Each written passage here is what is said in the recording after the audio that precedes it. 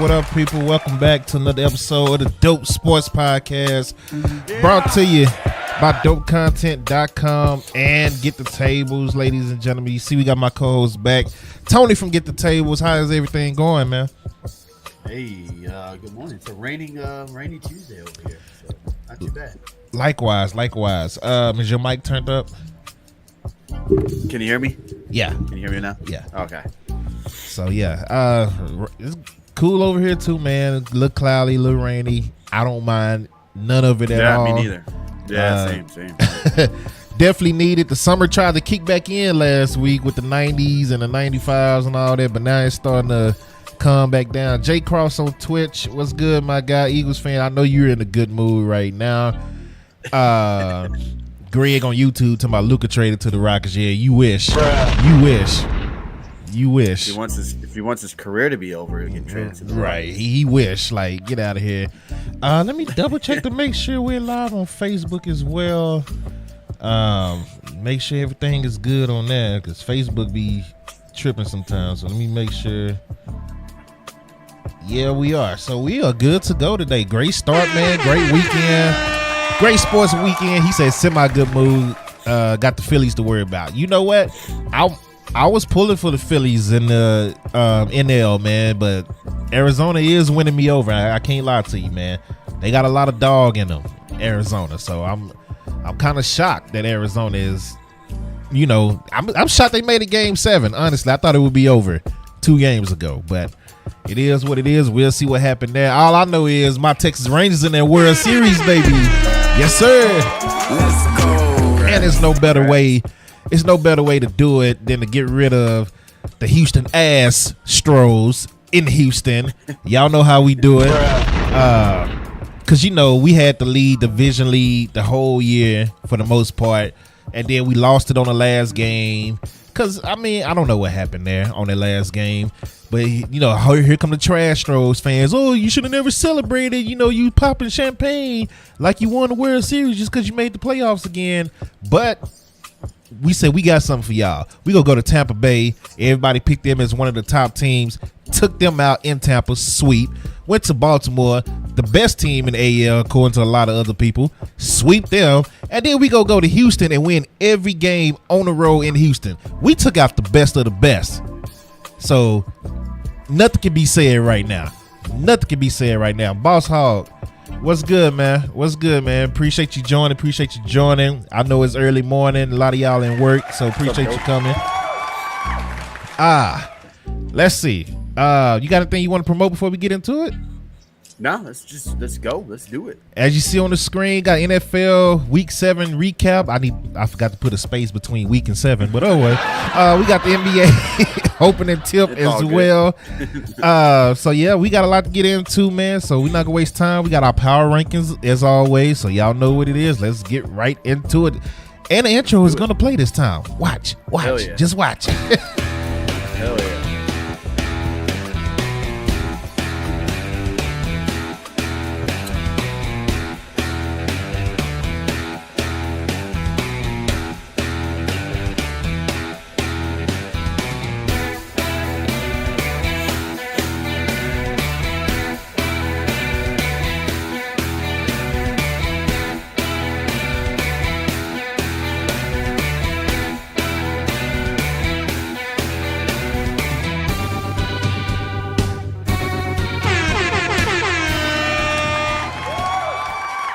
Yes, sir. Yes, sir. We are back stalking you. What's good, man?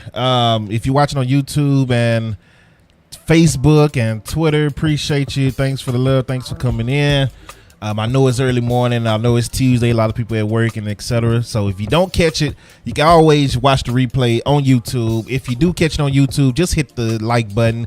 Even if you don't, even if you don't watch the whole show, just hit the like button. It helps a lot. It helps way more than you guys think just by simply tapping the like button on YouTube. So look, opening day of the NBA is kicking off, and the first thing I see on First Take is Stephen A. Smith versus Shannon Sharpe. Who's the GOAT? Bruh. It's finna be a long season with those two. That's all I'm seeing already. Who's the GOAT? The season ain't even kicked off yet, and here we go having the GOAT conversation again. Just you can't talk about the season. You gotta go. They gotta go straight to the GOAT. So yeah. Sounds y'all have right. fun. Y'all have fun if y'all watch that show, ESPN and all that, because that's all you're gonna hear. Cowboys talk and who's the GOAT. Yeah, that's it. LeBron talk, Cowboy talk. That's it. So, oh shoot, am I still on? Yeah, I think I just lost. So it got dark in here. I just lost power somewhere. So something just went out. Yeah, you're good. Okay, we're still on. Now my TV is back on, so something just happened. I don't know. Got ghosts in your house, dope. Well, hey, they need to stay on that. Go somewhere else. But let's get into what is this, week 6, right? Yes, that we just had. I believe it was week 6. Yeah. Let me double check. No, week 7. Week 7 we just did. So let's get right into it, man. It's a couple of people looking like pretenders. There's a couple of people looking like frauds this week, but we go get into it. There's only one team that's looking real solid, and they got even better, and I hate it. But we go get right into it. Jaguars take out the Saints 31-24. In New Orleans, Jags are 5-2 on a 4-game winning streak, man. Looking pretty nice. Derek Carr, 301 yards, 1 touchdown, 1 interception. Because I thought Dak Prescott was the only one that threw interceptions. You know how that go. Let's see what Trevor Lawrence did. Trevor Lawrence, 20-29, 204 yards, 1 touchdown, and the Jags get the win. You got any thoughts on that? Nah, Jags looking good, man. Nice little 4-game winning streak. They're looking pretty solid so far. It looks like they got that division pretty intact for now. But yeah, they're looking nice. He said, "Suck his Speeds." Dang, man, why you doing Speeds like that? Don't do Speeds like that, man. What up, Rob, on YouTube? I see you in there, man. You finally on time. I can't believe it. Chopper ass, what's good, man? Yeah, he heard the Saints and he jumped right in.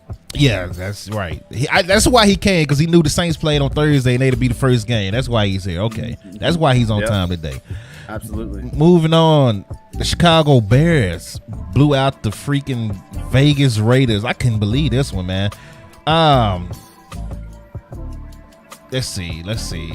Brian Hoyer got the start. He was 17-32, 2 interceptions. Yeah, it was just a bad game. It was a horrible game. Josh Jacobs, 11 carries, 35 yards. I really don't have nothing to say besides free Josh Jacobs, free Devontae Adams, fire Mike McDaniel. That's pretty much all I got to say about that. You got any thoughts on that game? No, not really. The Raiders look like shit, man. They look really bad. I feel bad for Devontae Adams and Jacobs, who are just kind of like wasting their years over there in Vegas. They look bad, man. So, yeah, I was not expecting them to get their ass beat that bad. I thought that it would be the opposite. Yeah. To be honest with you, Garoppolo didn't play, so they didn't have their starting quarterback. But I don't even think that would have made much of a difference. The Raiders just didn't show up, or they or something's going on. Because, like you said, Daniels is looking like a fraudulent coach. He has been for a little while, but this year it's really been showing with some of the bonehead plays he's made and time management, and getting his ass kicked by the Bears, who didn't even have Fields. They had some undrafted free agent quarterback playing in his first ever really full game. So it was just bad. They just didn't look good. Yeah, I feel you on the old Devontae and Josh. Trade their ass, man. Get them out of there. Yeah, free both. Well, Devontae is kind of his fault because he decided to go there last year. True. But, yeah. Free both of them. He said Jay Cross said Howie's going for both of them too. Man, hey, Howie is when he say he's going for it, he's going for it. When Jerry Jones say he's going for it, he just whatever. They just all talk. So I can't stand it, but it is what it is. Moving on, Cleveland Browns moved to 4-2 as they barely escaped the Indianapolis Colts. Deshaun Watson went 1 of 5, one interception because I thought Dak Prescott was the only one that threw picks. And he was injured, so it didn't matter because PJ Walker came in. He had 178 yards, one interception, because Dak is the only one that throw interceptions. Versus Gardner Minshew, who went 15 of 23. Gardner is showing, once again, we keep saying it every week, Gardner can play in this league, and he's showing it every year. 305 yards, 2 touchdowns, 1 interception, because Dak is the only one that throws interceptions. Jonathan Taylor, 1 touchdown, 75 yards on 18 carries. Jerome Ford, 11 carries, 74 yards. Josh Downs, 5 catches, 125 yards, 1 touchdown. Michael Pittman, 2 catches, 83 yards, 1 touchdown. So the Colts had a good game. They just couldn't hold on at the end. Once again, Cleveland's 4-2. Indianapolis is 3-4. You have any thoughts on that game?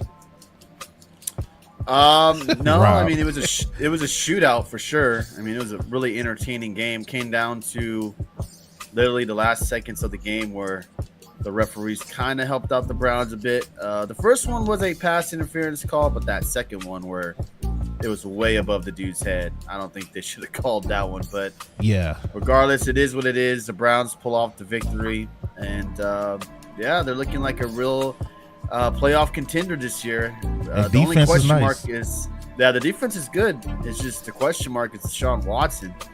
What do you do with him? He just seems like he can't stay healthy, and I don't know. There's something. I feel like Cleveland hasn't really bought into Deshaun Watson, the team, that is, the players. Why would you? I think if you ask the Browns who they would rather have at quarterback, they may say PJ Walker. But that was a rough game for the Colts to lose that way with those kind of questionable calls. But again, Browns pulled it off and they win.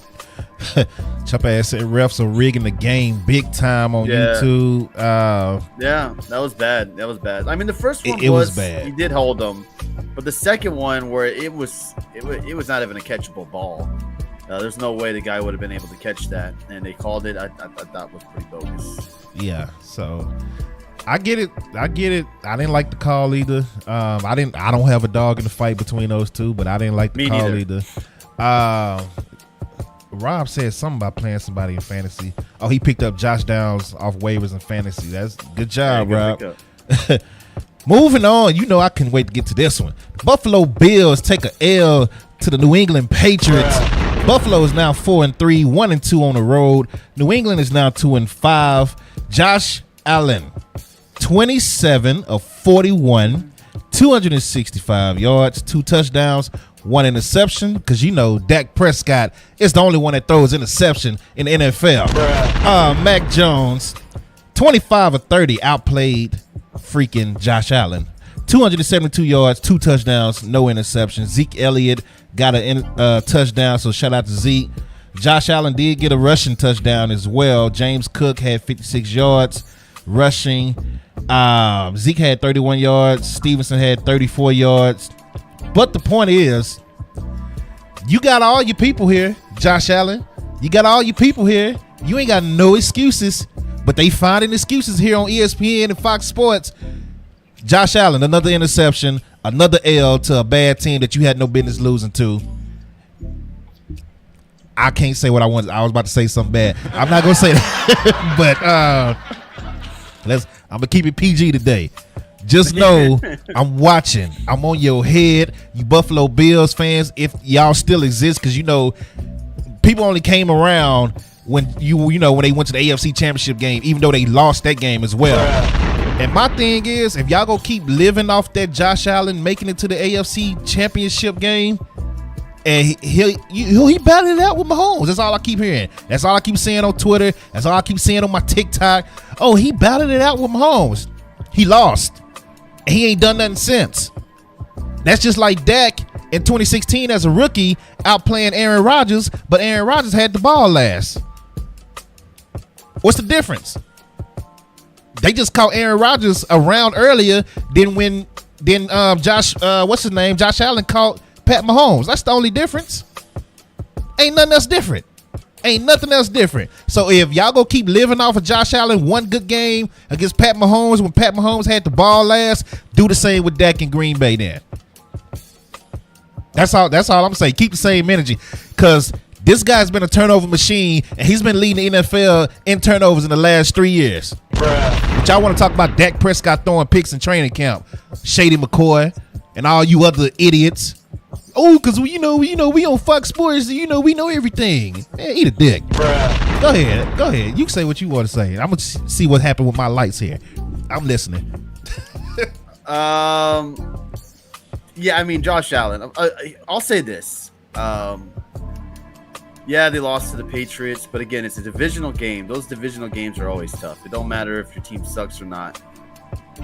Teams step up. They play their hardest when they're divisional matchups and they're rivals. So again, Patriots stepped up and they played hard against the Bills. Again, no excuse to lose to a team like that.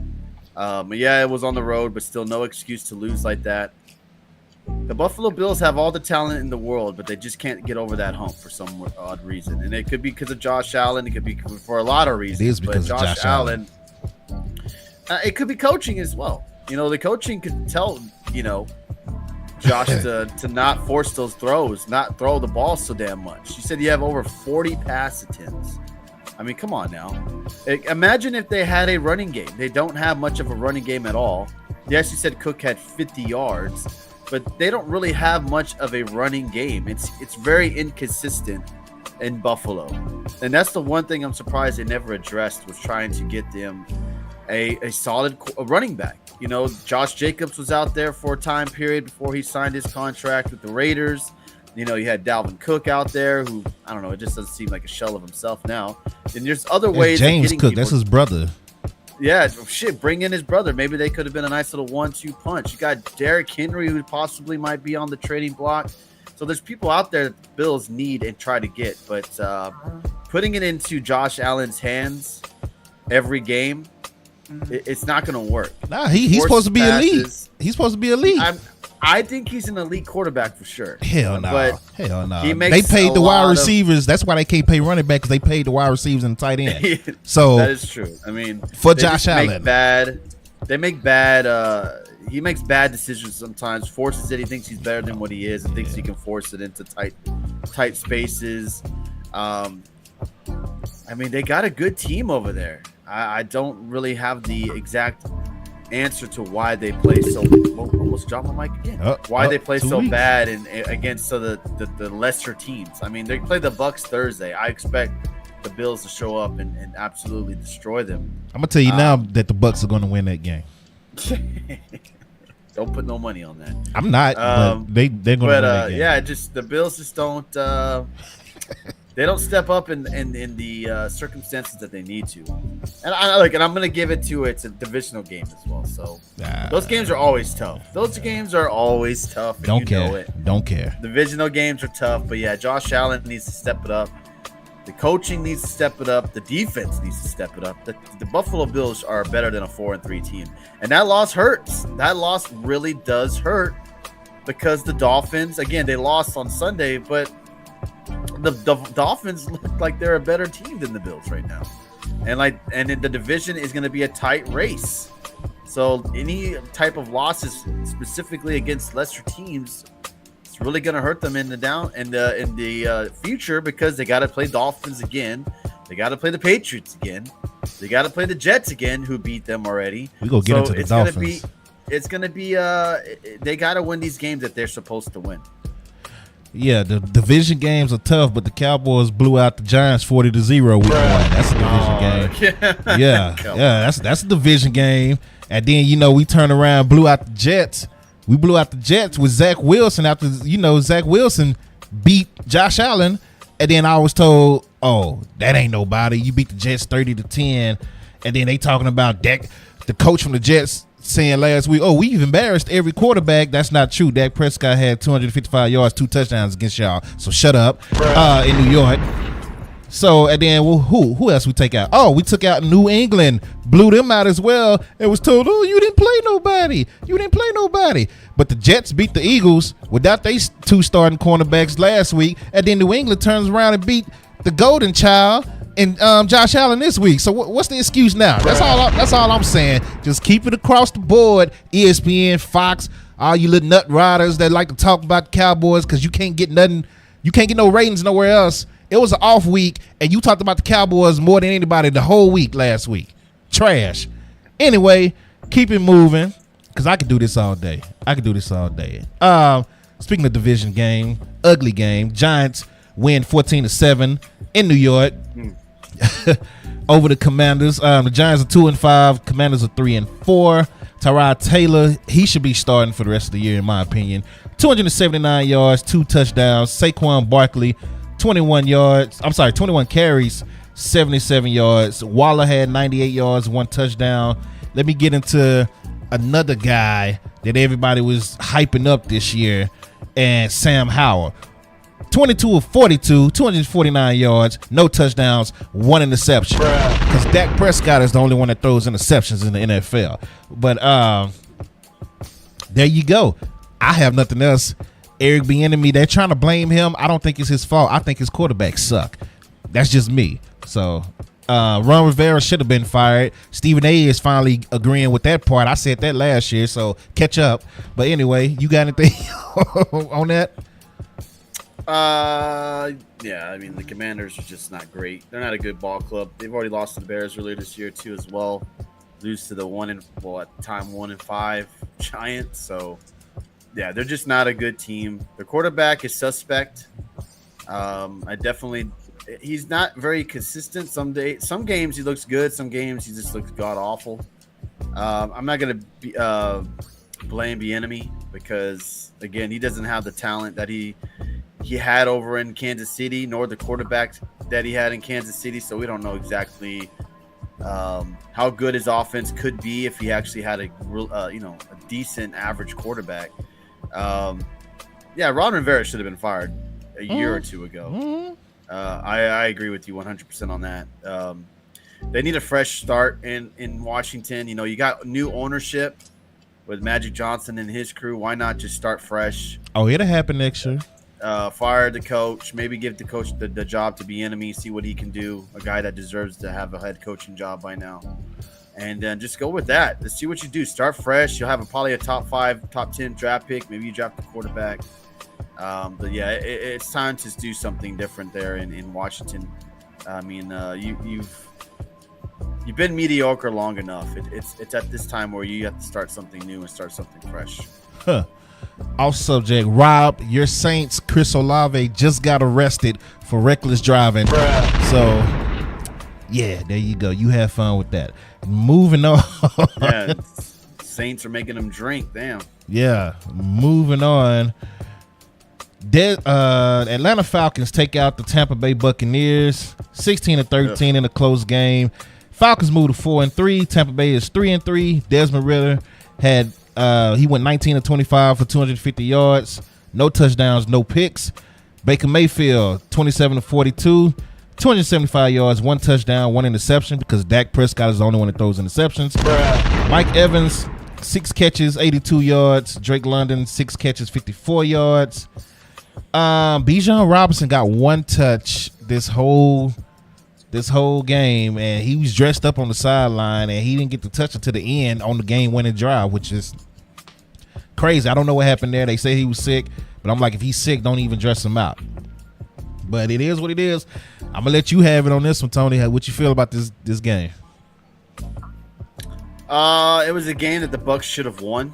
The Falcons did absolutely everything in their power to give the Bucs the game. Where you had Ritter fumble the ball on the goal line on the 1-yard line to Ritter fumbling the ball into the end zone to get a touchback. I mean, they did everything they could to get the Bucs to win that game. The Bucs offense is just not good. The running game is very horrible. It's averaging 2 yards a carry, which is the worst in the league. Penalties were killing us as well. We'd get huge gains, and they would come back for holding or some type of a stupid penalty by the Bucks. Baker had a bad interception where he could have just dumped it down to the running back, and we got greedy and tried to fit it in a spot where he should have not have thrown it and was picked when they were driving down the field. Just the Bucks offense looks very, very stale. The defense made a huge mistake at the end to give up that huge play to Pitts. Ryan Neal, you're trash. You should be cut. They just make bonehead mistakes at the worst times, man. Antoine Winfield played his ass off. Was one of the reasons why we could have won that game with the huge punch fumble that he did on Ritter, which was one of the best plays I've seen this year in the NFL. That was a clutch play to keep the Bucks alive. He scores that touchdown, the game is probably over, and he was able to punch that ball out and cause a touchback and get the Bucks another chance. And they did. They drove down the field and ended up tying the ball game. The Bucks have a lot of issues at hand. The running backs are just not cutting it. Obviously, Tampa Bay probably won't make any moves and trade for anybody, more than likely, which I don't blame them. They are in a kind of a rebuild, even though they want to say they're not in a rebuild. Mike Evans played his ass off again. Pay that man. It's not happening. He deserves it. More than likely, it's not. It's going to go to the two defenders on the Bucks defense. But again, Falcons, props to them. They played a good game on defense. Their defense is not something to sleep on. Falcons defense is not bad, man. They got a good, solid defense over there with those pickups that they did with the Kuda and then getting Bates from the Bengals. They got a solid ball club over there. Their offense is not great. They can't win games with only scoring 16 points. So, and then Ritter just constantly turning the ball over in crucial times. Fumble at the goal line, and then the fumble, like we said, on that easy touchdown run. Ritter's the one that's really kicking the Falcons in the balls, if you want to say, with some of these games. He just makes horrible decisions, and when it comes down to the clutch time, he just drops the ball or fumbles it or does something silly. So I don't really have much to say about the Bucks. They were looking good the first couple of games, but their flaws are really now showing. More and more as the weeks go on. The running game is stale. Their offensive line is not great. And the defense is the only thing that's really consistent in keeping them into the games right now. But yeah, that's all I really got. It was a heartbreaking loss for sure. Yeah. They should just trade Mike Evans. Chump ass just said they don't use. Bro, you see that? It got dark again. You see that? My lights just went off again. Yeah, I did. Yeah. I saw that. Yeah. I don't know what's. It got to be a short. I got to figure it out. I'm not finna play with these lights the whole day. But yeah, everything went off. Yeah, I hate that, man. But Mike Evans should go ahead and get traded because they're not gonna pay him. They already said they're not gonna pay him. But I mean, if you would think like a ball club that, like the Bucks. It's either you let him go for nothing or you trade him and at least get something in return. Yeah. And I know their objective is to if they did trade him, to trade him to a Super Bowl caliber team that can make it to the Super Bowl for Mike Evans, because they want to award him for his for being such a loyal player to that team. But again, like I said, the Bucks are thinking quite the opposite with us, and they're not in the tank mode. They're in that we can win this division mode, which they could. They could win that division. That division is not good. So I don't blame them if they want to keep Mike Evans, but at the end of the day, do you want to keep this man? Enjoy that last year with him. And get zero in return? Or are you going to come to your senses and sign the man? And I don't blame them if they pick the defensive players over Mike Evans. I'm not mad at that. You got Antoine Winfield, you got to re-sign. You got Vita Vea as well. So you're going to have to sign these guys. And at this point in their careers, you're going to sign the younger talent. I mean, it just only makes sense at this point. And Mike Evans is still a great wide receiver. And I think the Bucs should trade him. I think they won't. And at the end of the day, they're going to regret it because they're not going to get anything back in return. But yeah, trade that guy. I agree 100%. Another game I couldn't wait to get into. Detroit gets blown out by the Baltimore Ravens. Ravens flock, y'all know what it is.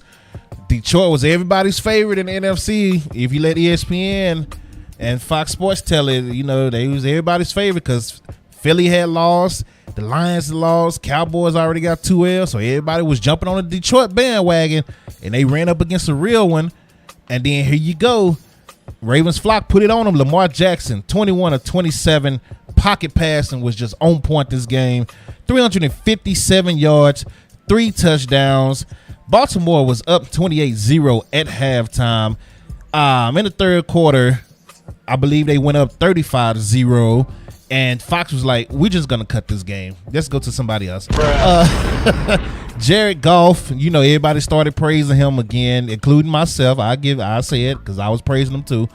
33 of 53, 284 yards, 1 interception because, Dak Prescott is the only one throws interceptions in the NFL. Rushing yards, Baltimore rushed for 146 yards total, 2 touchdowns. Detroit, 84 yards total, rushing and 1 touchdown. If you got Amon St. Brown in your fantasy, you loved it because he got 13 catches, 102 yards. Gus Edwards had 1 catch for 80 yards. Zay Flowers, 4 catches, 75 yards. Mark Andrews, 4 catches, 63 yards. Odell, 5 catches, 49 yards. So Rashad Bateman, 2 catches, 36 yards. Nelson Aguilar got a touchdown on a 12-yard reception. So Lamar just dominated, man. Ravens defense, and this is another reason why I like this game so much. So I'm in my fantasy, right? One guy is talking so much noise, but I told everybody, I've been knowing this dude since high school. He don't know football. He's a baseball guy, but he's been in the fantasy chat talking, yapping, and he's been losing. And he blames Pat Mahomes instead of the rest of his team, his fantasy team, which is stupid, right? So Jared Goff has been balling for me, and I knew this was going to be a bad week, especially I got Joe Burrow as well. Joe Burrow was on the bye week. So he was like, man, I got to get rid of Pat Mahomes. So I was like, I know he's stupid. Let me take advantage of him real quick. I was like, hell, man, I'll give you Jared Goff. Look at the numbers Jared Goff been putting up for Pat Mahomes. He actually agreed to it. Oh, my God. He agreed to it, bro. I was laughing. I was like, are you serious? He agreed to it. And then me knowing that this week Pat Mahomes was going up against the Chargers, which is one of, I think, 31st in passing defense, and Jared Goff is going up against the Ravens, who are first in pass defense. So it was the perfect week to do it, and me and him was matched up head to head. So of course I got that dub easy. It was just easy. So I appreciate the Ravens doing their thing. I appreciate Ravens flock anyway. But Jared Goff is, they had to get humbled here, and they did get humbled. And what's funny is I get on Facebook and people are sitting there like, see, man, this proves any given Sunday. But y'all don't say that when Dallas lose. Y'all say that when everybody else lose. We gonna get into the 49ers because they took another L, by the way. Brock Purdy is looking real suspect, right? We gonna get into them. But when everybody else loses, see, it's any given Sunday, anybody can lose. Then when Dallas lose, see, they just suck. How? Make it make sense. So you need to come to the realization that Cowboys are hated, bro. I don't care. I'm gonna still talk my noise You need to come too. with that realization that people are gonna say stuff about the Cowboys regardless, win, lose, tie, or whatever. They're gonna talk shit about them. Hey, and I'm gonna talk shit about them. Detroit was definitely humble. This is the type of loss that was, I think, there's those bad losses and then there's those good losses that, if that makes any sense. I always say, did they really lose in this type of situation? They definitely lost. They lost in the record book, but I think this type of a loss will help them in the long run, because you're definitely right. They needed to be humbled a little bit. They're riding high. They go out there and they destroy Tampa. That people are starting to crown their ass before they've really done anything really in the NFL so far. They go up against a really good Super Bowl caliber team in the Baltimore Ravens on the road. This is a huge test for them, and they laid an egg. They did not play well on both sides of the field. Ravens just outdid them. That defense for the Lions looked like a pep. There was a little what do you call it? Little league team. Like they couldn't keep up with them. Ravens did everything possible on them on offense, and they got 5 to 10 yards easily. Lamar looked great. I think there was one possession where he didn't scramble, which he could have easily scrambled, got about like 10, 15 yards. He just waited in the pocket, threw the ball, got a touchdown. Yep. He's playing at a top level. A top level right now, MVP candidate for sure. But yeah, the Lions got humbled. You know, I still think they're one of the top 10 teams in the NFL right now. I still think they need work on their defense. I think that definitely their defense is their weak link. Their offense is good, and they didn't have Montgomery either. I think Montgomery would have made a little bit of a difference. Nope, as well. wouldn't Not matter. much, Wouldn't not matter. much, but it would have helped them a little bit. Wouldn't matter. But yeah, the Ravens just outclassed the Lions. They're looking really, really good, and let's see if they can keep it up. That's the one thing with the Ravens is injuries. They always get injured, and it's always the quarterback. So if Lamar Jackson can stay healthy and they can keep that man from scrambling and running for his life for first downs or whatever have you, then the Ravens will be there in the conference championship at the end of the day. That's the one thing that always hurt the Ravens is that they couldn't stay healthy. The running backs always get hurt, and the quarterback always gets hurt. It's like clockwork with Baltimore. We already got one thing happen. Let's see if we can keep Lamar healthy all year. And if he's there, I think you will see the Ravens in the AFC Championship. Because they got everything on both sides of the field. Their wide receivers are a little bit inconsistent. I did see Lamar kind of backpedal, said what was the difference on the offense? He was like, well, the wide receivers caught the ball. And then he kind of backpedaled. It is a difference. Like, oh, we all did, we all played better. But yeah, I mean, the wide receivers are what's going to make or break the Ravens this year, because you know what you're going to get from Andrews. That running game is hit or miss. If those wide receivers are playing well, and Zay Flowers and ODB or Odell is out there just going out there and catching them passes when they're getting thrown to them, they'll be fine. Don't mess around and let Derrick Henry get traded to the Ravens. If Derrick Henry, that would be huge. That would be a huge pickup for them. Absolutely. Do you look at this as more of a statement game for the Ravens, like the Ravens are for real and the Lions are a fluke, or do you look at it as it's just a game that happened? I want to say that it was a statement game from Baltimore because of the way they just outclassed them. They beat them in every aspect of the field, offense, defense.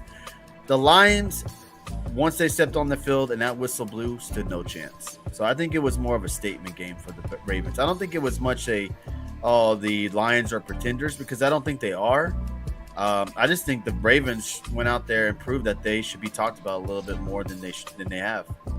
Yeah, I love this game. Chump ass said, watch the Eagles land Derrick Henry. They better not. They don't need him. They got Swift. But I love this game because Lamar Jackson shut some old people up this week. Everybody was like, he can't be a pocket passer.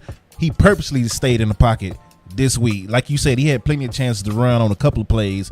And he said, nope, I'm going to just stand. I'm going to move around. I'm going to set my feet, and I'm going to throw the ball again. Throwing dots. He leads the NFL in passer rating this year. So everybody was like, oh, you should have paid Lamar. Lamar this and Lamar that. Lamar can't throw. He's just a running back, all that. Y'all can eat a dick. Moving on. Steelers move to 4-2 as they take out the LA Rams. 24-17. The Rams are 3-4. Matthew Stafford, 231 yards, 1 touchdown, 1 interception, because Dak Prescott is the only one that throws interceptions. The Cardinals lose to the Seahawks. Seahawks are 4-2. Cardinals are 1-6. The Seahawks win 20-10. Geno Smith, 219 yards, 2 touchdowns, 1 interception, because Dak Prescott is the only one that throws interceptions. Kenneth Walker, 26 carries, 105 yards. So shout out to him for that. Once again, the Seahawks are 4-2. Cardinals are 1-6. Seahawks are now neck and neck with the 49ers in that division, but we're going to get to the 49ers. In the game nobody cared about, Broncos beat the Packers 19-17. I mean, they could have played this game on Wednesday. Don't nobody care about this game. Jordan Love, 21-31, 180 yards, 2 touchdowns, 1 interception, because Dak is the only one that throws interceptions. Russell Wilson had a pretty solid game, 20-29, 194, 1 touchdown, no interceptions. There was a hit on this game Well, I believe Kareem Allen, was the one that got suspended for 4 years. Kareem Jackson, I'm sorry.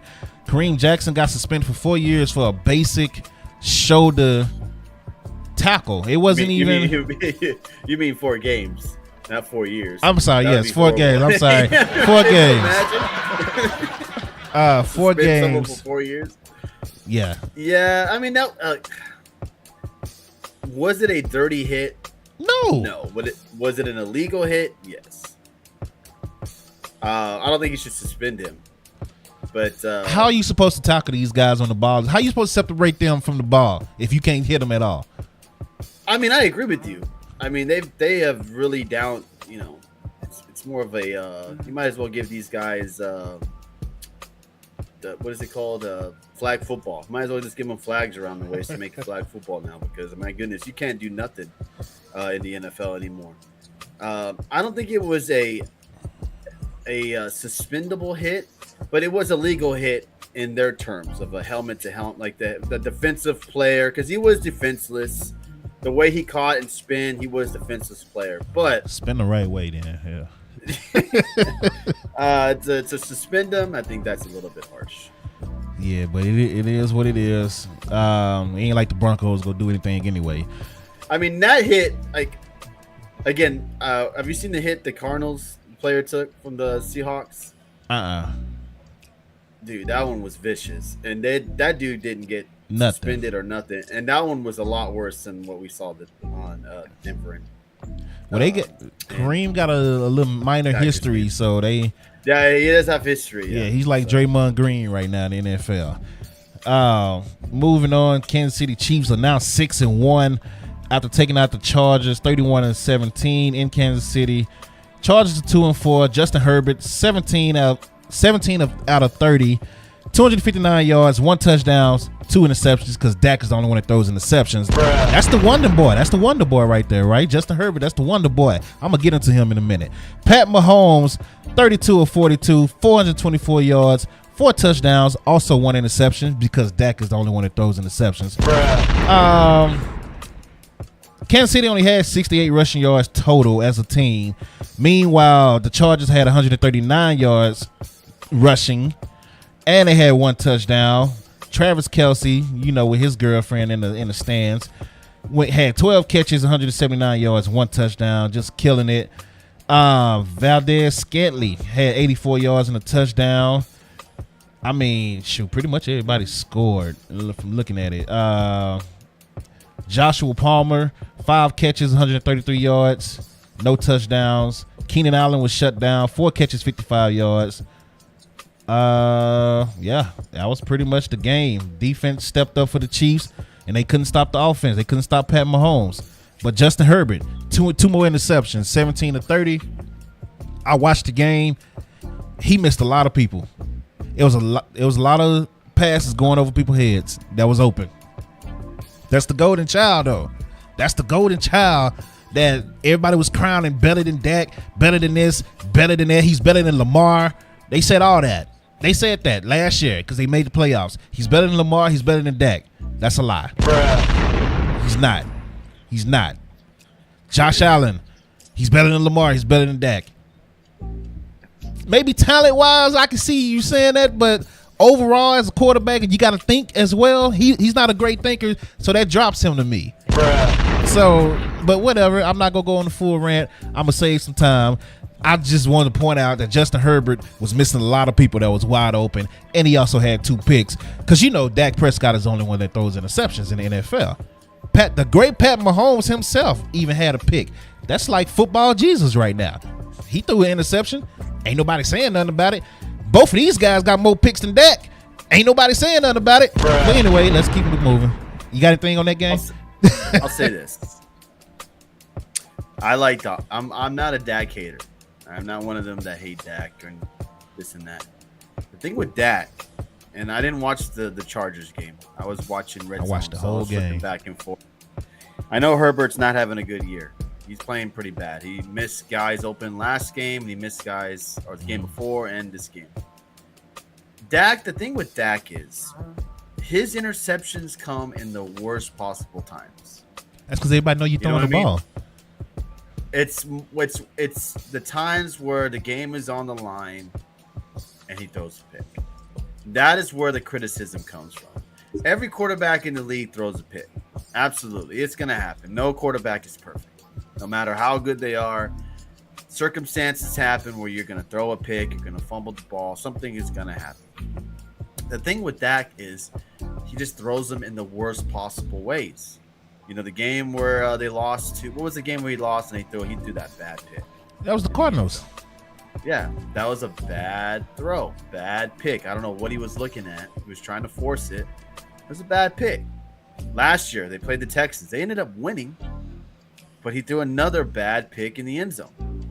So it's like he doesn't – all the picks are bad for every quarterback. I mean, an interception is bad. Don't get me wrong, because you're turning the ball over. But the thing is, he has ones that end games for your team. They all have. A lot of times. No. More consistent than other quarterbacks. That's, in my that's opinion. false too.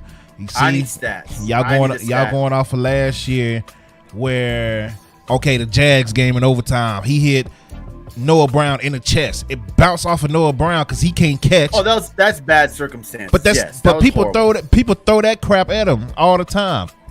Yeah, that wasn't on that. You go to the San Francisco 49ers game, and it's funny because I just watched the clip where Keyshawn Johnson and Michael Irvin, they say, Dak caught hell for that second pick that he threw in the 49ers game, playoff game last year, but they went back and watched it and saw Michael Gallup just completely stopped on his route. But he said nobody said anything about Michael Gallup. Everybody talked about Dak Prescott. So it's funny that they said it. Those are Hall of Fame receivers right there. So that's just my opinion. I just think Dak's a great quarterback. I mean, I don't want to say great because he's a really good quarterback.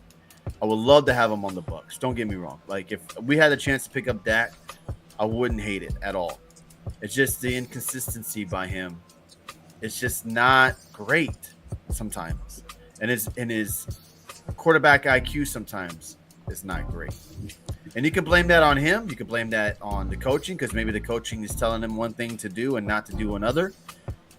I just feel like sometimes Dak gets in his own head and he just makes bad decisions. Now, is he the worst quarterback in the league? Absolutely not. Are there worse ones? Absolutely. But he's going to get a lot more criticism because he's a Cowboy. That's just how it is. That's how with LeBron, he's a Laker. He's going to get it goes for everyone in their line of sports. If you're on one of the most popular teams, you're going to get more criticism than you are if you're playing for fucking, the Jacksonville Jaguars where nobody gives a shit about them. That's just how it is. Let me give you this stat. Game winning drives from 2016 to now. That's when Dak got in the lead. Dak is ahead of Josh Allen, Pat Mahomes, Jared Goff, Justin Herbert, Jimmy Garoppolo, Jameis Winston, Lamar Jackson, Geno Smith, Deshaun Watson, Daniel Jones, Baker Mayfield, Kyler Murray, Joe Burrow, Tua, Tyrod Taylor, Trevor Lawrence, who else is named? Zach Wilson, of course. Gardner Minshew, Mac Jones, Sam Howell, which he just started playing, so I can't really say nothing about him. But I pretty much named everybody, and Kirk Cousins has 8 more game-winning drives, but they put his stats from 2012 to 2023. So I mean, that's fair. This man is Jay Cross. I know that. That's beyond the point. But the point is, since everybody on the main media is going to bash him, I'm going to be the one, and Cowboys content creators are going to be the ones that say, you know what, let's give you some truth here versus everybody want to believe that BS that they see on ESPN and Fox Sports. So somebody gotta even it out. And that's what you should do. You should point out the inconsistency of what they're reporting on the national media. It goes for every team, Obviously, more teams are talked about, the more popular they are. Philly, San Francisco, Dallas, Baltimore. Those are the teams that people want to hear talked about. And if they just go out there and say, oh, Dak is this and Dak is that, and they don't have controversial takes, nobody's going to watch them. That's why fucking Skip Bayless is so fucking popular, because of his fucking dumbass takes he has every week. But people get so enraged by him, they're gonna go and tune in every week to see what dumbass things he's gonna say each week. That's what makes Skip Bayless the way he is now. People tune in because of his outrageous and dumbass remarks. If you just go out there and you're just down the line and fair and even for everyone, that's not what viewership is gonna bring. So yeah, they're gonna dog the Cowboys whenever chance to get. Stephen A. Smith's gimmick is to dog the Cowboys. What happens every time they lose? He gets on Twitter and does that little laughing video. Did you see him get into it with Molly?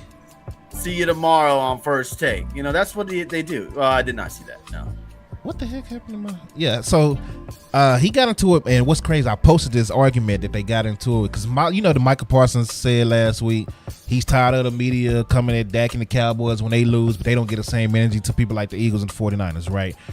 I posted that clip because they had pretty much had a round table. They had a red table talk, discussion about it. What Michael said, even though Cowboys ain't even playing that week, talk about something else. But the whole week they all talked about Mike. Keyshawn Johnson called out Skip Bayless and said, "Man, you're a Cowboys fan, but you get on TV and you say this and that about Dak." Nick Wright was calling out the BS on his show, whatever show. I don't even know the name of that show. But I posted one with Molly because Molly don't normally, y'all know Molly. She's annoying at times, but she normally don't stand her ground when it's Stephen A. Stephen A would say something and she'll kind of back off. She stood her ground versus Dan Orlovsky, Stephen A, and two other people. I can't remember who's actually there.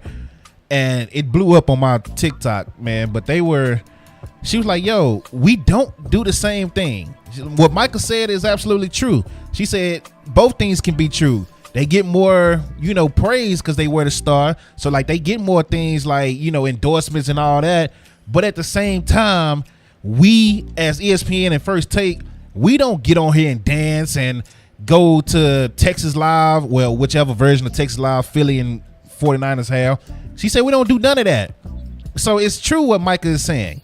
When the Eagles and 49ers lose and everybody else lose, we don't just jump on them. We just talk about the loss and then we move on right back to the Cowboys. As Stephen A was having a fit with that. So Lamar Champion, what's good, man? If you on Twitch, make sure you follow Lamar Champion. If you're on YouTube, make sure you follow Jay Cross, ladies and gentlemen. Make sure you follow them. He said I just got back from film. Wow, bro. But yeah, I mean, like, not to stay on that, but somebody got to call it even, and I'm gonna be the one to do it. And there's other content creators on YouTube and etc. that does it as well. So man, I'm gonna keep pointing it out. That's just what we do. Jay Cross, yeah, man. I wish I knew you had a YouTube earlier, so I made sure I subbed to you on YouTube. So now that I know, I'm gonna shout you out more. Hey man, Rob, get out of here. We ain't finna go there. Moving on. Philadelphia Eagles move to 6-1, taking out the Dolphins. Dolphins are now 5-2. Philly wins 31-17 in a good-looking throwback uniforms. Man, I love the field. I love the big eagle in the middle of the field. That was dope to see, even though I can't stand the Eagles, but I give them credit. Hey, the jerseys was fire. The field was fire. Eagles did their thing. Tua, 23 of 32, 216 yards. 1 touchdown, 1 interception, because Dak is the only one that throws interceptions. Jalen Hurts, 23 of 31, 279 yards, 2 touchdowns, 1 interception, 1 fumble loss, because Dak is the only quarterback that turns the ball over, right? Let's see. They only rushed for 45 yards in Miami, so that was a bad rushing game. DeAndre Swift, 62 yards. Jalen Hurts, 21 yards rushing. Kenneth Gainwell, 16 yards. So as a team, they rushed for 99 yards, 2 touchdowns. Tyreek Hill, I guess you could say held in check because it wasn't 100 yards, but he still had 11 catches. 11 catches, 88 yards. He would have had more. A couple of those, including the touchdown, got called back for holding. So just bad luck for Tyreek. A.J. Brown is a monster. 10 catches, 137 yards. I got mixed feelings about this game, man. To be honest with you, because on one hand, the Dolphins haven't beaten anybody, right? The 2 teams they played above 500, the Bills and the Eagles, they lost. Everybody else they beat got 1, 2 victories on the year. So I'm on that side of it, but I'm also on the side of it that the Eagles were kind of somewhat struggling. I ain't gonna say struggling. Yeah, I guess I can't say struggling. Early in the third quarter, with a team that was missing their two other starting cornerbacks for whatever reason.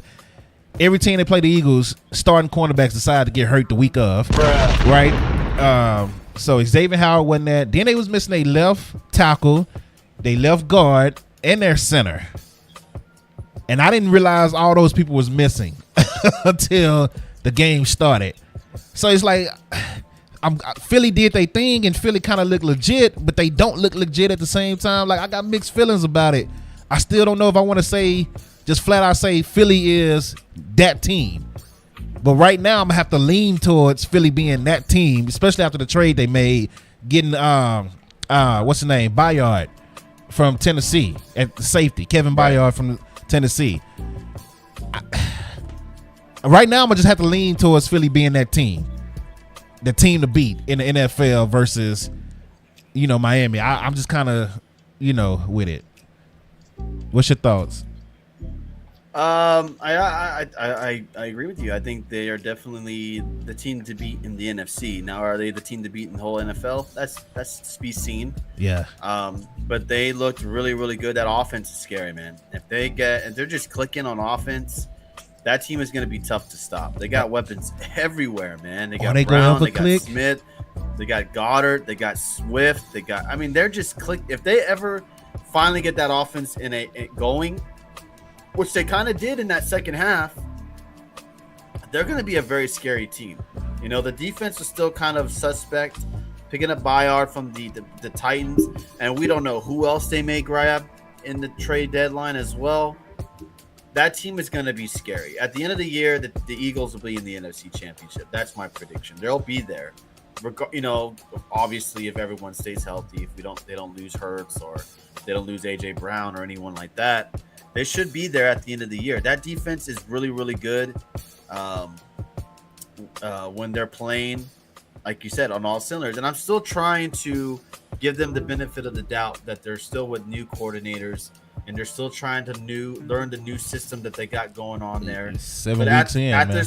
Yeah, I'm gonna say after a while, you're gonna have to stop giving them that that little bit of an excuse. But again, the Eagles look good. The Dolphins went in there riding high with one of the most electric offenses in the NFL. They got speed freaking everywhere when it comes to Tyreek, to Mostert, to Waddle. Yeah, they were down a bunch of people. They probably could have used A-Chain. I think he would have made a difference. Oh, yeah, I forgot. He was out too, yeah. But, golly, dude. I feel like the Dolphins are on the brink of being pretenders because of what you said about them not really beating anyone. But it's hard to put them as a pretender when you know how good they can be. You know what I mean? So I'm not, and they don't have Ramsey yet in the secondary, so that's a good point as well. When they get Ramsey back, holy crap! But I think right now the Eagles are the team to beat in the NFC. When they got that running game going, you got AJ Brown, who just seems to be a fucking unstoppable force. He's just a beast of a man. My goodness. They just picked up Julio Jones. I'm not saying they're going to get anything from him, but you never know. Julio is going to be what T.Y. Hilton was for us last year. He's going to be that guy that you won't see him much, but if there's a big play to be made, he's just going to randomly pop up and make that play. That's what T.Y. Hilton was for us, and that's what I think Julio can still do that, man. Julio is just, first of all, he's smart as hell, so he don't need to be healthy. He's not playing as much, so he is no problem. Yeah, that was one of the things with the Bucs. When he was with the Bucs, he just could not stay healthy and stay on the field. There was always some type of injury he would get, and it would nag him all year. If he could stay healthy, definitely he'll be just fine. But again, if the Eagles make some more moves, they get another running back, they get another linebacker, defensive end, add something to the secondary. Golly, they're just going to be an unstoppable force out there. They're in win it all mode. They're in it's Super Bowl or bust.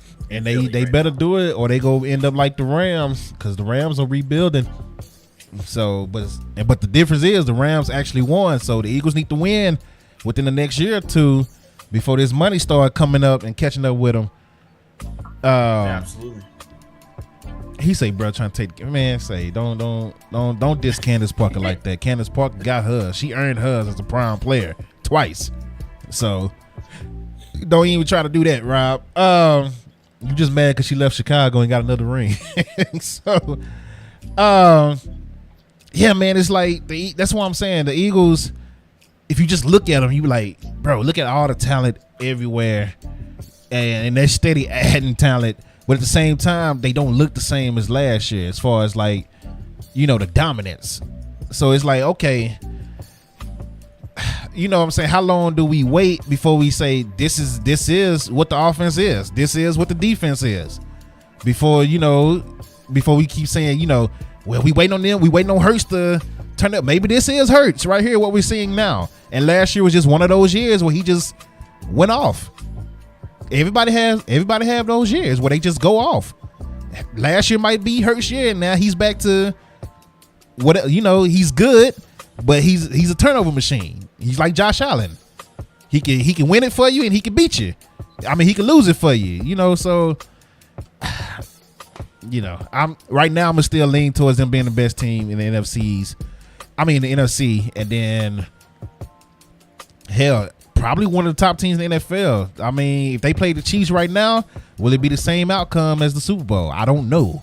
Last year, I was confident in saying the Chiefs was going to win. Right now, I don't know. We'll see. We'll get to the power rankings in a minute. Moving on, Vikings last game of the week. Vikings take out the 49ers. 49ers lose 2 straight. It's just Brock Purdy looking real. He looking real suspect right now. 21-30. 272 yards, 1 touchdown, 2 interceptions, because, you know, Dak is the only one that throws picks. Kirk Cousins, 35-45, 378 yards, 2 touchdowns, 1 interception, because, you know, Dak Prescott is the only one that throws interceptions. No Justin Jefferson. Who else didn't play? Somebody else didn't play for the Vikings, but it didn't matter. 49ers, no Deebo Samuel and no Trent Williams. It was somebody else for the Vikings. I just can't remember who it was that didn't play. But no Justin Jefferson for sure. 22-17, Monday night game, 2 straight L's for the 49ers. Rob said Purdy is terrible if you ask me. Jay Cross said red zone is their big problem in Philly. What's your thoughts on 49ers and Vikings? Yo. Purdy's starting to come down on earth a little bit. System quarterback. With Orlovsky labeling him an elite quarterback. Dan is the worst. Anytime Dan says something about quarterback, the complete opposite always happens. So Dan just needs to shut up. I like Orlovsky. I don't mind him. I some of his takes are good. He just got bad luck with quarterbacks. Calling Brock a elite quarterback was something else. Yeah, the Niners just didn't look good. You know, like you said, they didn't have Deebo. They didn't have Trent Williams. But yeah, I agree with Jeff in the chat. Purdy is their biggest issue on offense. It's not the offense itself. Christian McCaffrey can carry you to a win. It's just the way Purdy plays. He cannot throw the long ball. If you're asking this man to throw it 30 yards or longer, it's not going to happen. He's more of a dink and dunk type of player. And you got to get lucky, and these guys break for a touchdown. That's all it is. What happens yes, I mean, if you throw it to McCaffrey for 5 yards and he breaks 2 tackles and runs it all the way to a touchdown, is that because of Purdy or is it because of McCaffrey? I mean, let's just be real here. The same with Deebo. So I feel like honestly he's probably the best they have, you know, unless you want to say they may get more from Darnold. We don't know if they would or not. But to say that he's an elite quarterback and crowning him like a top 5 quarterback in the league is a bit ridiculous. And I think yesterday showed it. He makes bad decisions just as much as other quarterbacks do in the league. That interception at the end of the game was a bad one. He threw it into like triple coverage, expecting the small ass wide receiver to jump up and grab that ball. So, I mean, let's be real here. The Niners are a Super Bowl team. Obviously, they are good on both sides of the field. But if you're gonna count on Purdy to get you a win in the playoffs, it's not gonna happen. It's just not, because he cannot throw long down the field, and you could see it yesterday.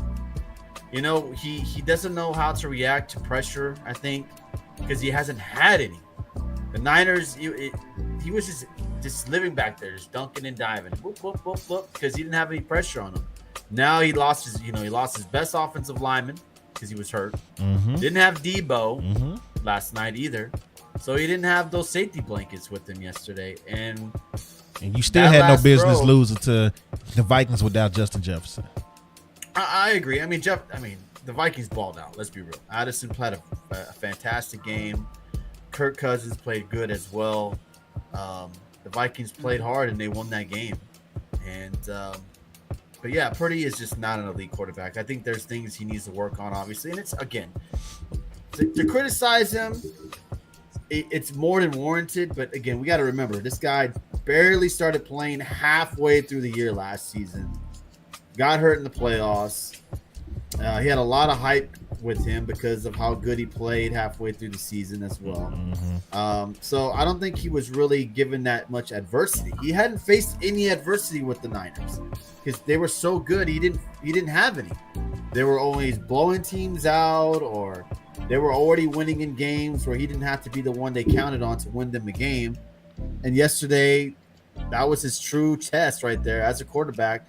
Drive them down the field to win them the game.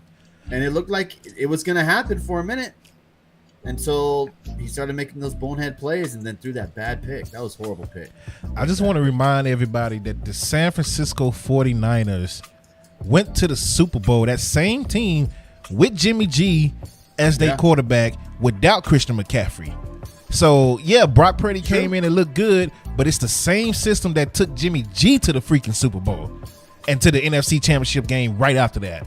So, you see what Jimmy G is doing in Vegas. Absolute nothing. So, system quarterback, yes, that's what it is. And then if you ain't got one of your guys, like you said, if Christian McCaffrey is the only one that can really break it deep, because Debo is out, they're going to hone in on McCaffrey and make sure he don't break it deep. And then you saw what Brock Purdy is. So, hey, everybody that want to crown Brock, you know, the next king, and you know Mr. Irrelevant is out playing everybody. Oh, okay, look at you now. That same team went to the Super Bowl with Jimmy G. That's all you got to remember when you're talking about Brock Purdy being MVP and et cetera and et cetera. So, yeah, I'm going to leave it at that because I could go off and that'll be another 30 minutes of me just clowning 49ers, right? So he's not going to do that. I believe that's it for week 7. So let's get into the power rankings. Let's do it.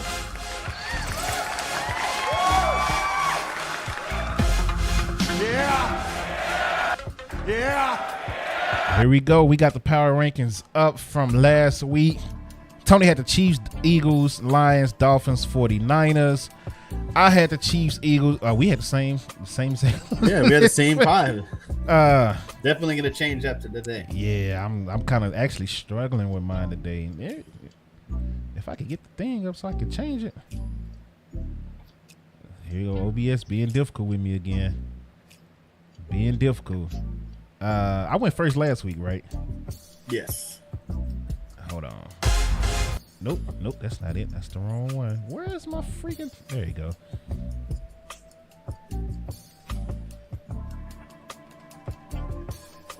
Hold on.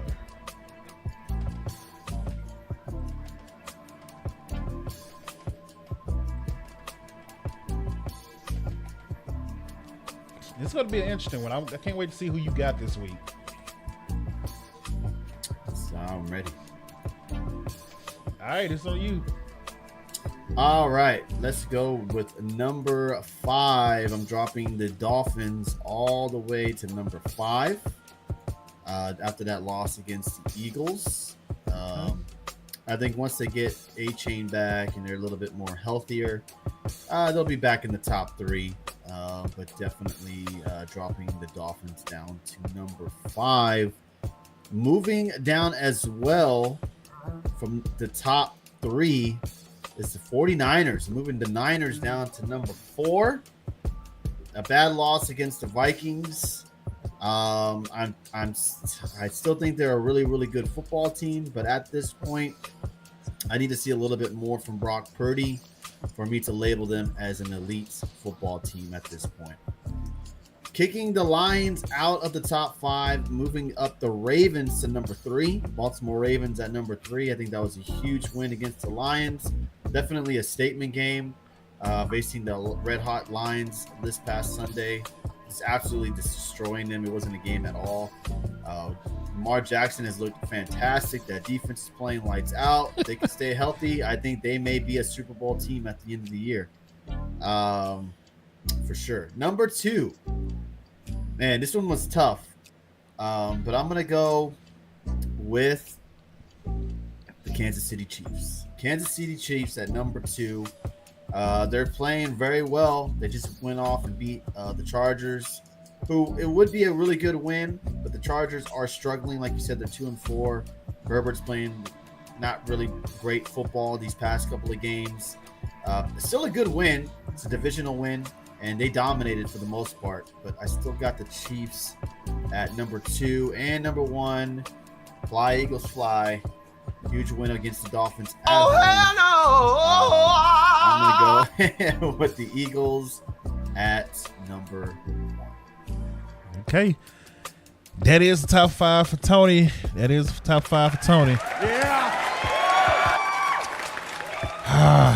me see, man. I'm struggling this week. This is the hardest week for me so far. This one was tough.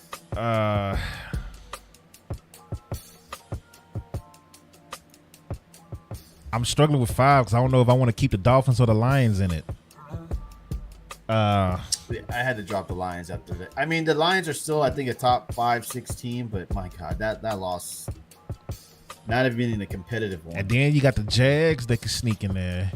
Yeah. Oh, Rams have released veteran kick Brett Maher. Oh, of course. You see him missing those kicks Sunday? Yeah. Jeez, I feel bad for that, man. He's turning back into the guy that got cut last year. Shoot, man. Cowboys legend. Kinda. I'm trying to think if I want to sneak the Jags in here. I'm not that impressed with them beating the Saints.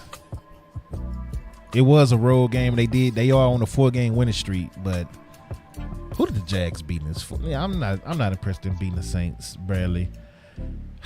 If Detroit played the Dolphins right now, Ross said, what is that supposed to mean? Who would I trust? Like, I can't trust the Lions defense versus Tyreek Hill, but I also don't trust the Dolphins defense to stop anybody from Detroit right now, especially if their corners are out. I'll take the Lions at 5. Take the Lions at 5. Even though they didn't play. Nope, I ain't gonna do that. Nope, I'm not doing that. I was gonna put the Cowboys in there. I'm not doing that. Don't do it. Yeah, because they didn't even play, so I'm not gonna put them in there.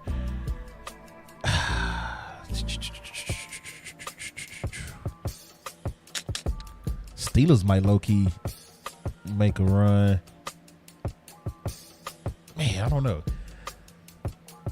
Okay, I'll put the Dolphins. I'll keep them in there. I'm struggling with that one.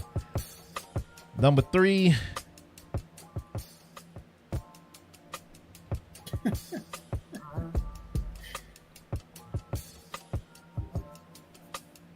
You know what? I'm bumping the Lions. What? Actually, man, LeMat Champion must be paying you. Actually, no. I'm bumping the Dolphins. I'm putting the 49ers at 4. Lions stay at 5. LeMat ain't paying me nothing. He paying you to put them in the top. Bumping the Dolphins. Lions stay at 5. 49ers at 4. 3.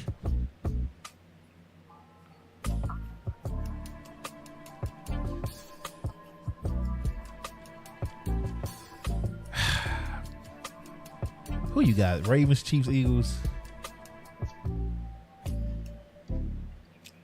Yeah, that's pretty much. Yeah, I got the Ravens at 3. I got Eagles at. I'm struggling with this one, man. Between Eagles and Chiefs.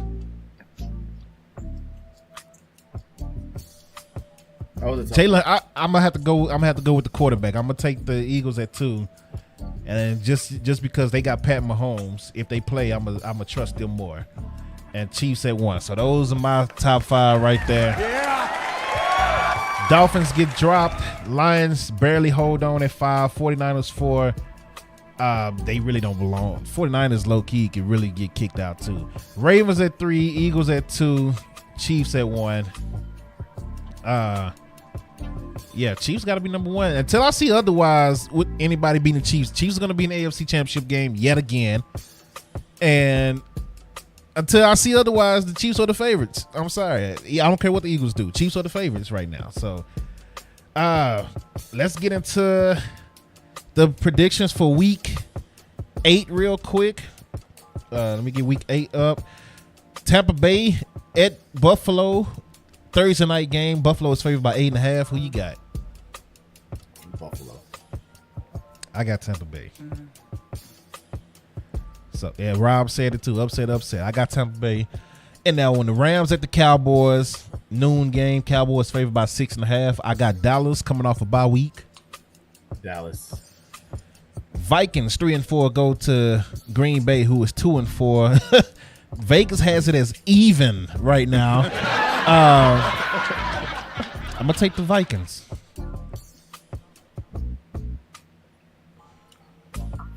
I'm gonna go Green Bay. 4-3 Falcons go to Tennessee and take on the 2-4 Titans. Atlanta's favored by 2. I got the Falcons. Seeing that there's no Tannehill and that the reports are Levis and Willis are going to be splitting time as quarterback, I hate to do it, but I'm going to go Falcons. 3-4 Saints take on the 3-4 Colts in Indy. I got the Colts. I got the Colts. Rob, get out of here. Patriots 2-5 take on the Dolphins 5-2 in Miami. Miami's favored by 9.5. I got Miami. I'm gonna say upset alert. I got New England. Wow. Rob said Saints by 70. Get out of here. Jets at the Giants. Jets are favored by 3. You got the Giants? Yeah. I got. You see that Tyrod was the first ever black quarterback to win a game for the Giants at quarterback. Wow. Oh, Wow. Yeah. Yeah. Okay, let's go Jets then, because that don't make no sense. That means you ain't putting no black people at quarterback then. Hell, all these years, somebody couldn't win one. I got the Jets for this game. Jags at the Steelers. Jags 5-2, Steelers 4-2. This should be a fun game, but I'm gonna go Jags. I just think they're the better team. I think the Jags win. Me being a Ravens fan as well, I want the Steelers to lose, but I think Pittsburgh is going to win at home. That's fair. I think the home field is going to play advantage. Eagles at the Commanders. Oh, okay. Again, this is a divisional matchup. Commanders play the Eagles tough, but the Eagles win. If it was in Philly, I'd say Eagles easily, but in Washington, like you say, weird things do happen in Washington when they play Philly and the Cowboys. Washington plays them tough, so you say Jonathan Allen going off for 30 sacks. I got the Commanders. I got the Commanders in the upset. That'll be my upset pick of the week. A little biased there, but that'll be my upset pick of the week.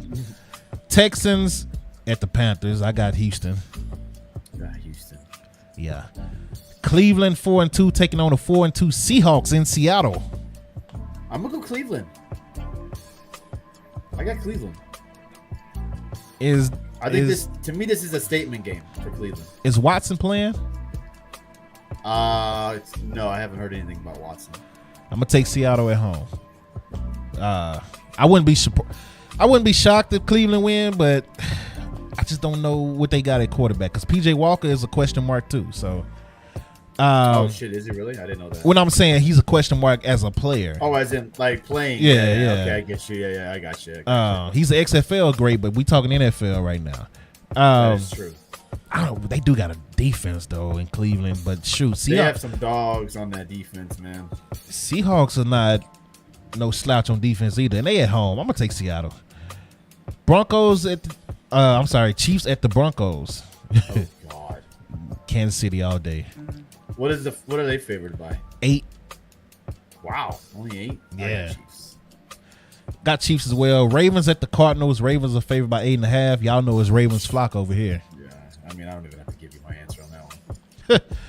A game that we should not sleep on now. The Bengals 3-3 taking on the 5-2 49ers in San Francisco. San Francisco favored by 5.5. I'm going Cincy. That's another upset there. Cincy coming off a bye week too, so I'm gonna take Cincinnati as well. 2 upsets this week. I think it'll be tough to stop them on offense. They're gonna have to outscore the Bengals. Man, the 49ers lose 3 straight. Can you imagine that? That would be crazy. Chicago versus the that Chargers. Should be a damn good game. And it is. It's gonna be a good game. I can't wait to see that one. Thank God the Cowboys play the early game, so I don't have to see the Cowboys game. I can hopefully get this game. Who we go? It depends on what Joe Burrow are we going to see. Which Joe Burrow are we going to see this week? That's the question. Hear you. Is he muted on y'all's end?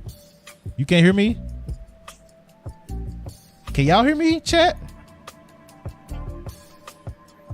I can't hear. Dope.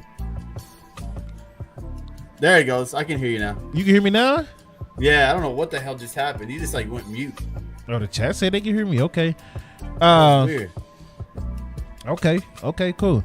Somebody got to win this game. The Bears and the Chargers, both teams. Well, the Bears 2-5, Chargers 2-4. Chargers.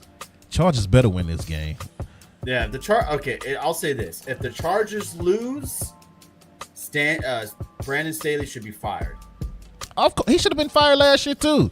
I agree. He should have already been gone. But if they lose to the Bears without Justin Fields at home, he should be fired. That next day, fired. Bye-bye. You heard it here.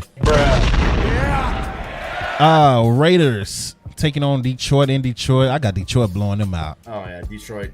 This is going to be a makeup game. They're going to kill the Raiders, dude. It's going to be, I think it's going to be ugly, honestly.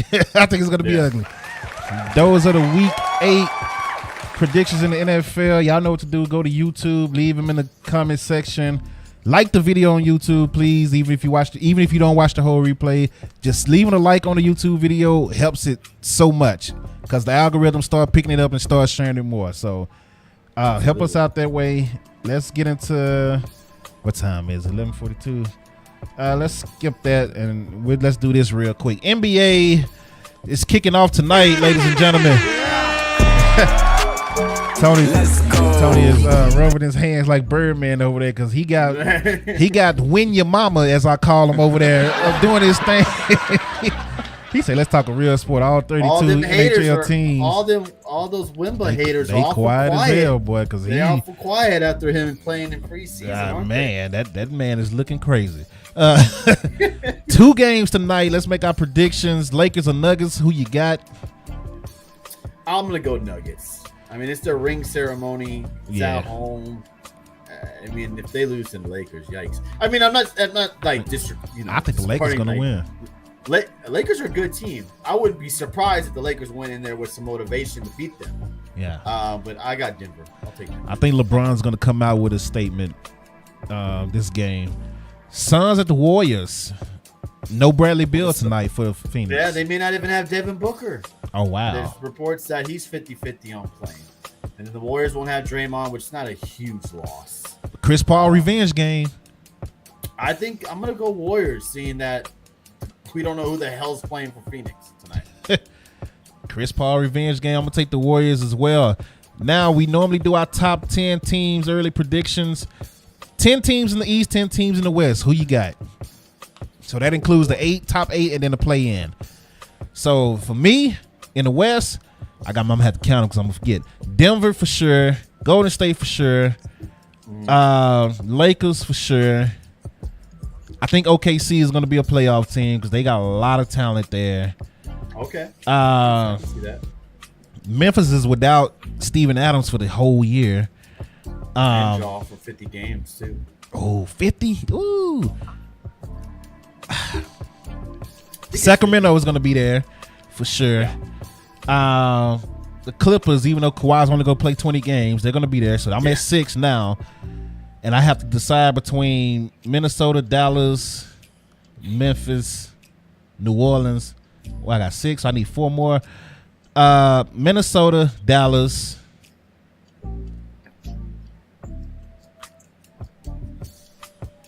I low-key want to sneak Houston in there. And San Antonio, but San Antonio is just, they so young right now. Oh, Booker was at the Diamondbacks game? Shit, he should have been out there getting help. And I'm gonna say the Pelicans gonna miss out. So I'm gonna take the Rockets and Memphis. I think the Pelicans and the Rockets? Yeah. I think the Rockets are gonna sneak in to play in. I think New Orleans is gonna choke again. San Antonio is gonna be good, but they just still young right now. And then Utah is just Utah. So those are the 3 teams I think are gonna miss out. And then I definitely agree with you. Oh, I'm sorry. You're gonna go East too? You go ahead. No, you go ahead. I agree with you on the Spurs. I think the Spurs will be a competitive team, but they're not going to be a playoff team. Anybody that suspects them or expects them to be a playoff team because of Wemba is just adding. They're just trying to be haters to Wemba, because that's going to be another one of those. Oh well, he didn't take them to the playoffs his first year. Right. Come on, man. I dare anybody without Googling it. Name me their top 5. Name me their starters for the Spurs. I bet you nobody can answer it. Maybe 1 or 2 players, and that's about it. Yep. They are a very young team. Very young. I do think they'll play hard for Pop, obviously. I do think they win more than 30 games, but obviously they will not make the playoffs. That's just my quick opinion on the Spurs. I'm excited. I haven't been this excited for the Spurs in quite some time.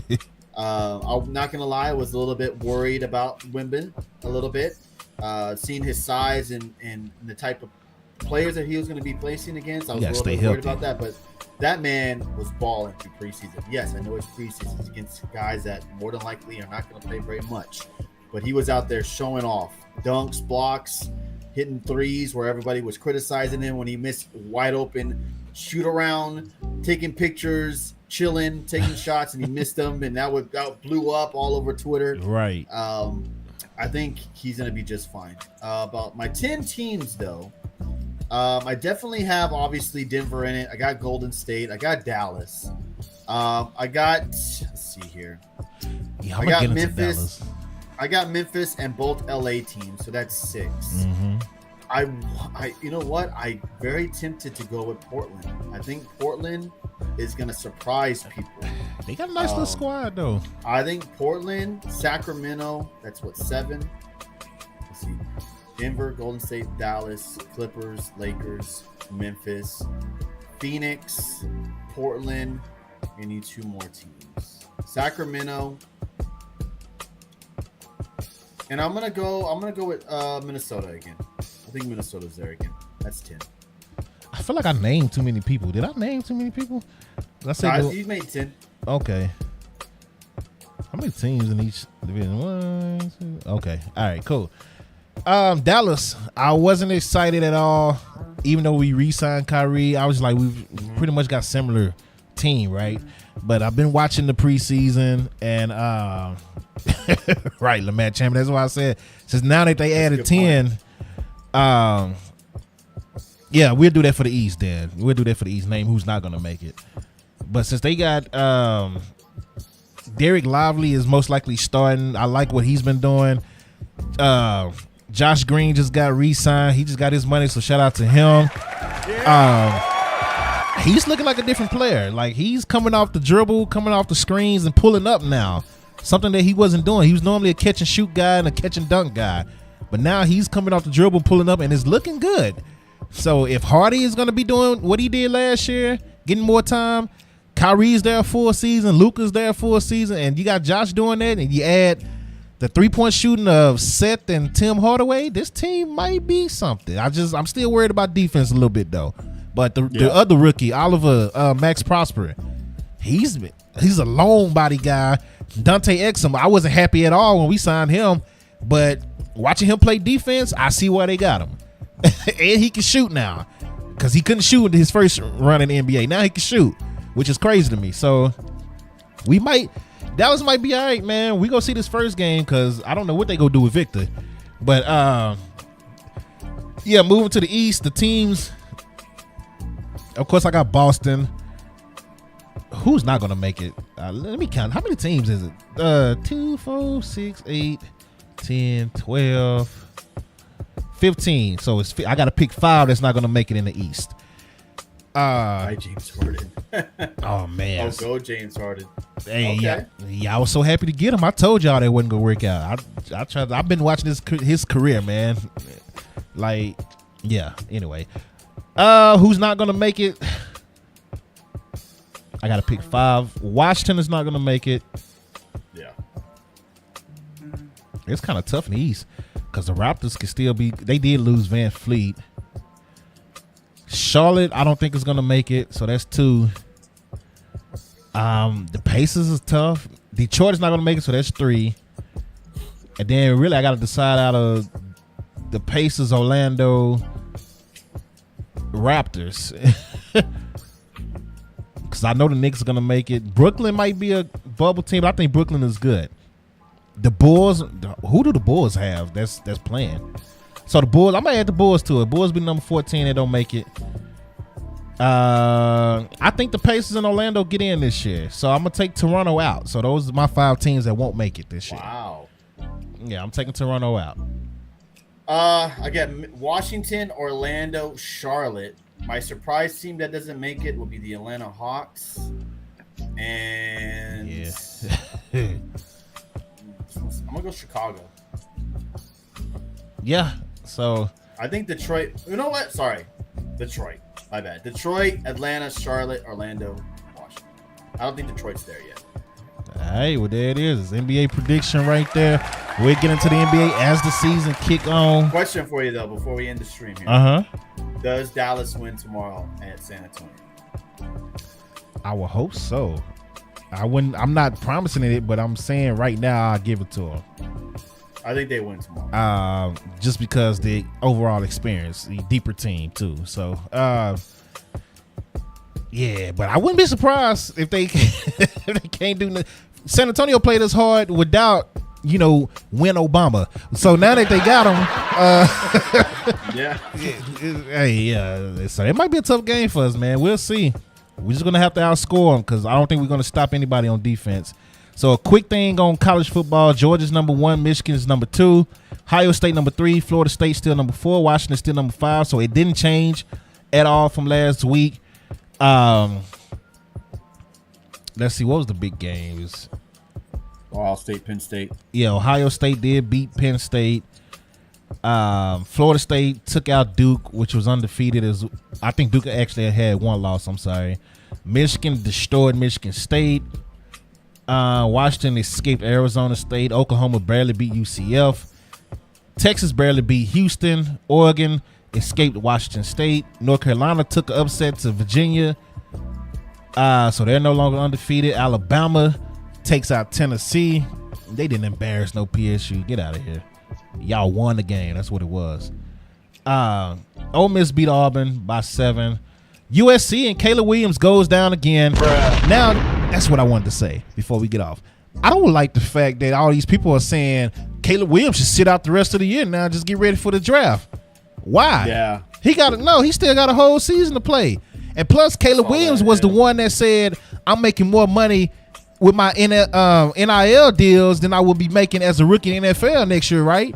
Caleb Williams the one said that. You getting paid to play in college, and you're saying you're making more money than what you will make next year as an NFL rookie, so you don't necessarily have to come out if you don't go to the teams that your desired team. So I don't want to hear that sitting out, because they lost 2 games. No, you keep playing. Try to win a Heisman.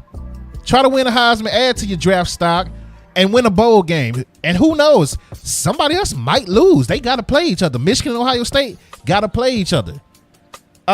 Georgia got to play Alabama. Like, Florida State still got to play.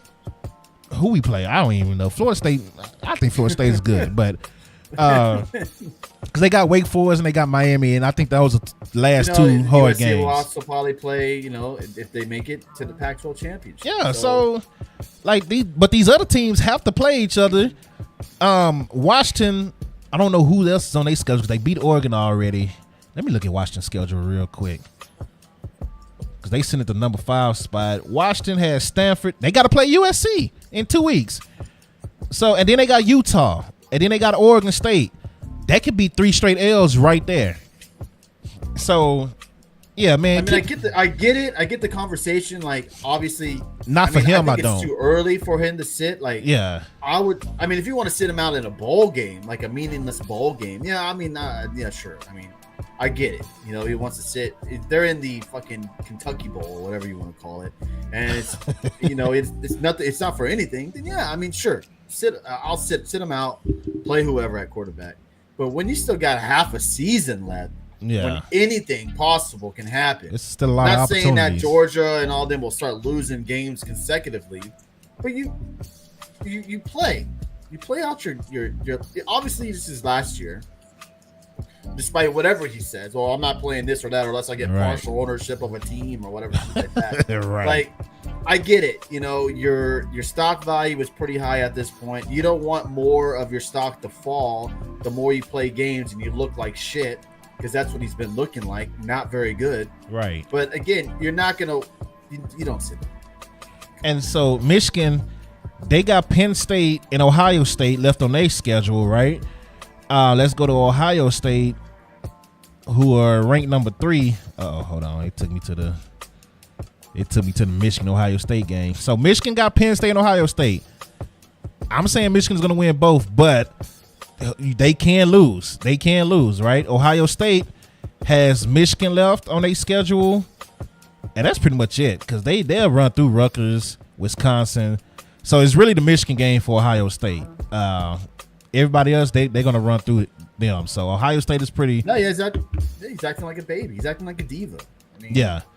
So Ohio State is pretty clear, and then let's see what Florida State.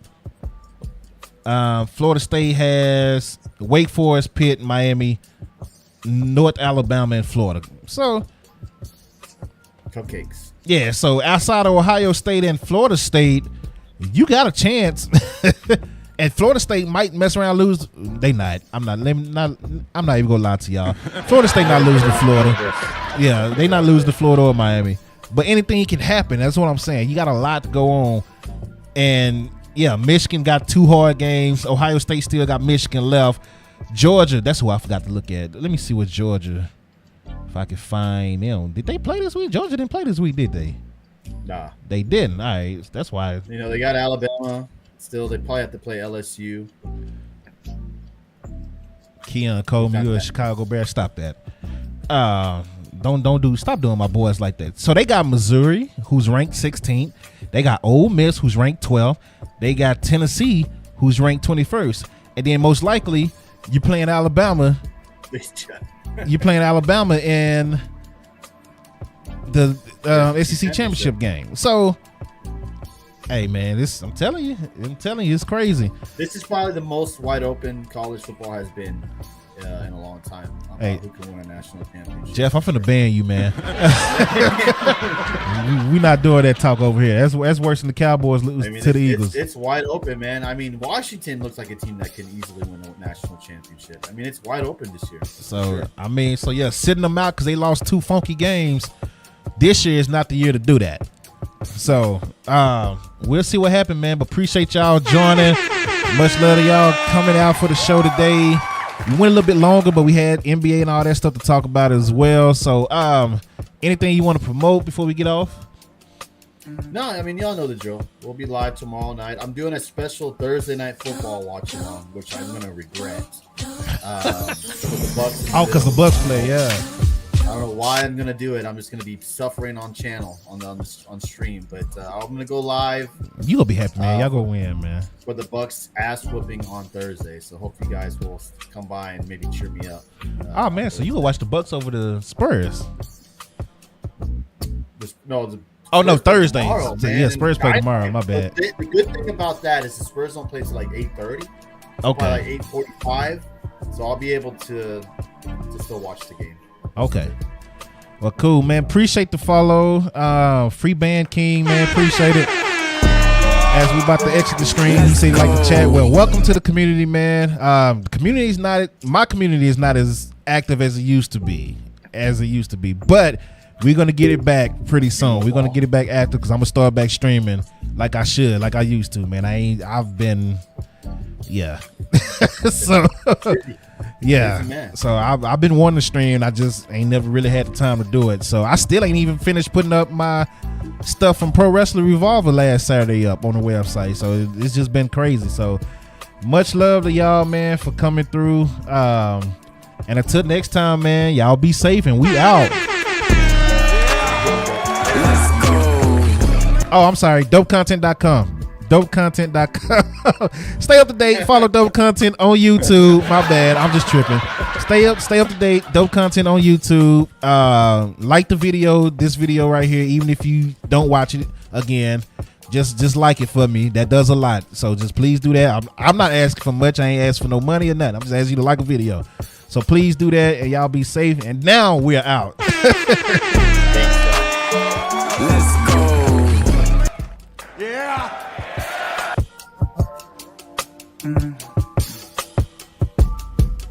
Yeah.